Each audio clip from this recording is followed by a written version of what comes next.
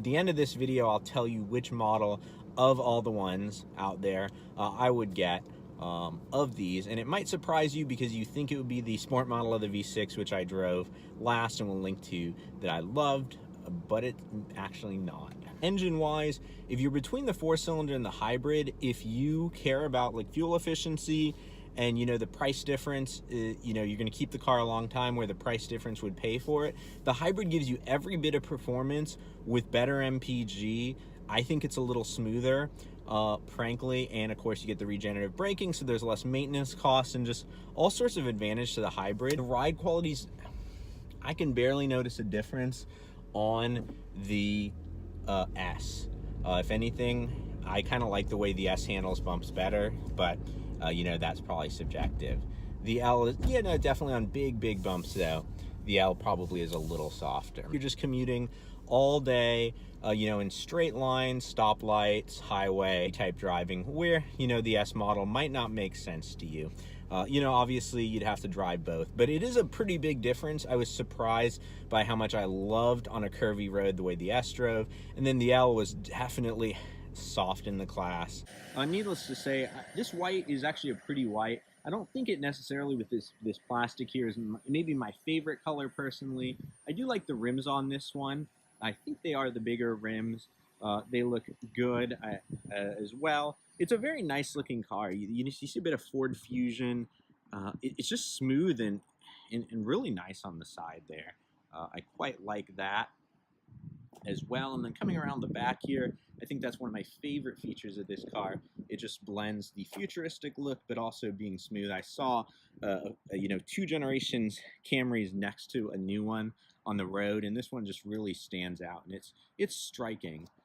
I think the back is actually prettier and even less controversial than the front. Let me know what you guys think in the comments. You get that fancy hybrid badge there to let everyone know. And as you can hear, that's one nice thing about this. It's totally silent right now because it's entered EV mode. The heat's still running, the car is still on. That is really cool that you're not really burning any gas. To the interior, as I alluded to earlier, the luxury model doesn't really have a nicer interior per se than the sport model.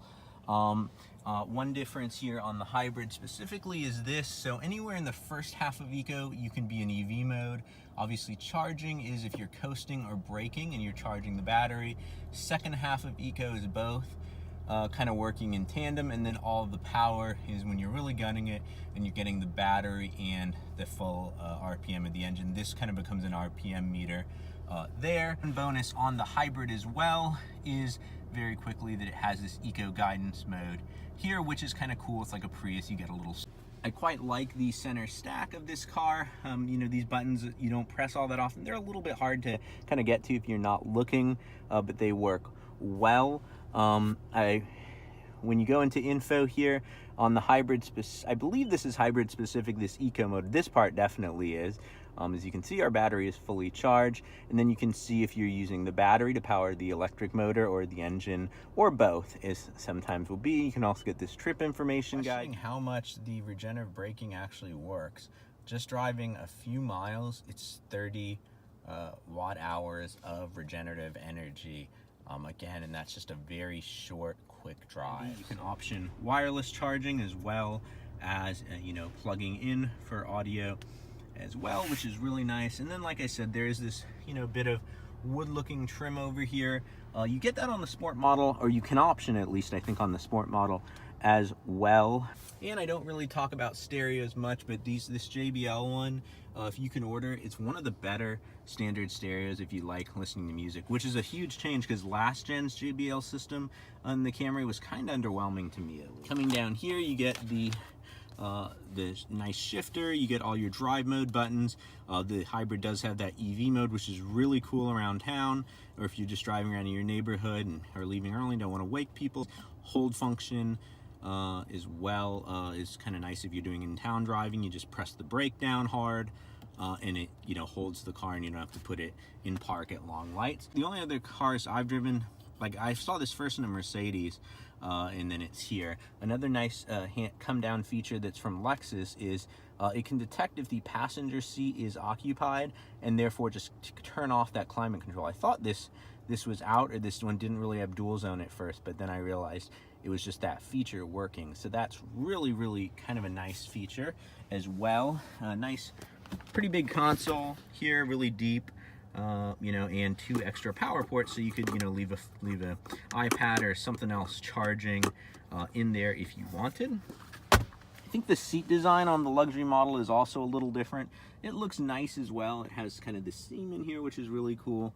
I don't think the sport or luxury personally, you know, I don't give either one an advantage. Right, so driving of the hybrid's pretty much exactly the same as the 4-cylinder, which is a good thing. That's a isoler. It's really cold out. That's why I'm wearing this big jacket. Whenever a hybrid, you know, handles as well as its, you know, non-hybrid counterpart, that's a good thing, because hybrid technology, I think, should be pretty much invisible. It's just like driving an electric car should more or less, minus the noise, feel like driving a regular car. I think that's where like Tesla and a few other successful electric cars have been doing well. The regenerative braking is quite nice and quite good. It's, you know, it's one of the newer systems Toyota has, and they've been at this quite a while now making hybrids. So definitely did enjoy this hybrid. Acceleration is quick. Definitely feels like it's up there with the 4-cylinder. Never really left me wanting more, except maybe a little bit on the highway when I was trying to pass, you know, in like a short period of time, if I was going to lose the lane or something like that. The steering, when you put it in sport mode, it's very similar to the sport mode on the sport package one and on the non-hybrids there. So it did its job, and it was, you know, admirable at that. So here I am starting out in EV mode. So you might hear, minus the climate control, the heat's running. Totally silent. It's like an electric car basically, and it'll get you up to a pretty high speed. We're already up to 20. I think it'll go maybe up to about 30. Let's kick in, and then you'll get to hear the real motor kicking in as well. Like, you can actually hear the tires and suspension. It's all you can hear at this point. It's really great. Now here, I don't know if you heard that, very subtly. You don't really even feel it. You just kind of hear the regular motor kicking in. Pretty quick when you put your foot down. It's not slow. I'd have to think it's a little bit faster than the 4-cylinder model. Even if the numbers don't indicate that, it does feel quicker than the 4-cylinder when you're in sport mode and when you're, you know, getting the full engine and the battery. Even run EV in sport mode, so you get the better steering, and as long as you don't gun it too much on the accelerator, it'll still stay. As you see now, we're in sport mode, totally silently in electric mode. That is a really cool feature. Unless you really get on it, you can't even really hear, and you definitely can't feel when the regular engine kicks in. Toyota's done a great job on that. I mean, they've been working on that in the Prius for a long time, and this is every bit as good, if not better. So they're both quiet and smooth. The even, you know, V4 hybrid, V6, all three are very comfortable. Like I said earlier, I don't think there is a huge detriment to getting the S models or the sport package models on there in terms of ride quality, and there was such a big handling increase. So now comes what you guys have probably been waiting for. Which one of these would I buy with my own money? As you probably sensed a bit throughout this video, I really did think that the hybrid, although more expensive, if you're going to keep it the long term and get all those extra fuel costs, a little bit lower maintenance costs, you know, and just be able to take care of that regenerative braking in the EV mode, I would probably get the sport model hybrid, whether it be SE or XSE. You know, that's depending on your budget as well. But yeah, I just really liked the hybrid, and thought you didn't really need the V6 in this car for, you know, what most people are doing. This is definitely one of the softer cars out there if you get the LE models. That may not be a bad thing, but if, you know, if you're just looking for something fun, spirited, that you can kind of throw around the corner, definitely get the SE model. Should you get this or a Prius if you're looking for a hybrid car? I think I'd get this over the Prius. It gives you more space. I feel like it's a little nicer inside. It gives you more luxury. and it gives you, I feel like, more utility overall as well. Obviously the MPGs I don't believe are quite up there with the Prius, but it is a bigger, heavier, more substantial car. I just reviewed the new Prius and liked it quite a lot, so it kind of surprised me to say that, but this car is just so good. It has everything good the Prius has, so that's kind of how I feel about that. And then the V6, I feel like the V6 is kind of too much power for this class of car. I know that sounds weird in a front-wheel drive architecture. It's really, really fun, and it's really quite quick. But given the price point of it, I would probably get the XSE Hybrid. Well, next time, my speedy racers, drive on.